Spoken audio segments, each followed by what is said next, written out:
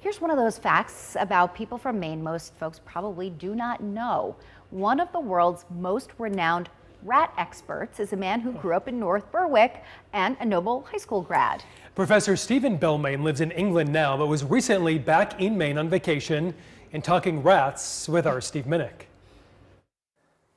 The world needs some rats, you believe? We do, yes. We couldn't live without them. Strange words, perhaps, from a man whose life work deals largely with eradicating rats. But very few people worldwide have the expertise to so precisely clarify why. They do have their place, and a lot of them look the same, but they're not the same species, and they have different habits, different breeding patterns, different preferences. Growing up in North Berwick, Steve Belmayne never envisioned one day becoming such the renowned rat expert.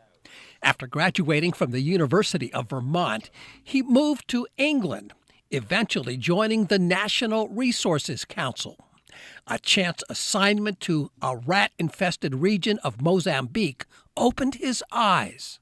That sort of triggered my scientific interest. It triggered me to go off and try to find out more about them and develop a research program around them to try to develop more sustainable ways of controlling them. For 25 years, Belmayne has been traveling mostly throughout Africa and Asia, third world farming areas where the impact from the most dangerous rat species are devastating, often deadly.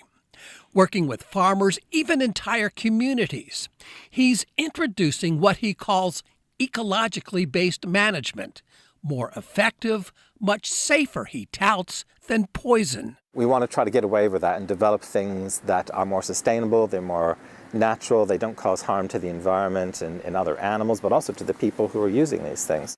Still, as much harm as rats can cause, Belmayne is very quick to point out rats are doing a lot of good these days. The organization Hero Rats, just one example. Donning their backpacks, these trained hero rats are using their nose to sniff out everything from landmines, people trapped in fallen building debris, to the human disease tuberculosis.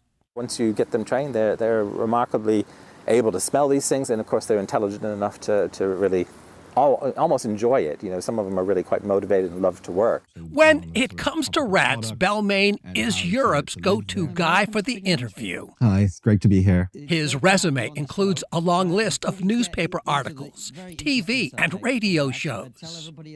And yes, he says, the world does need some rats.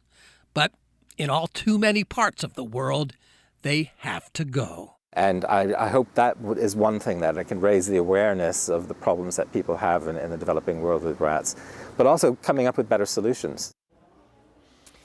Well, Belmayne is a professor of ecology at England's University of Greenwich, where he's worked for the last 25 years.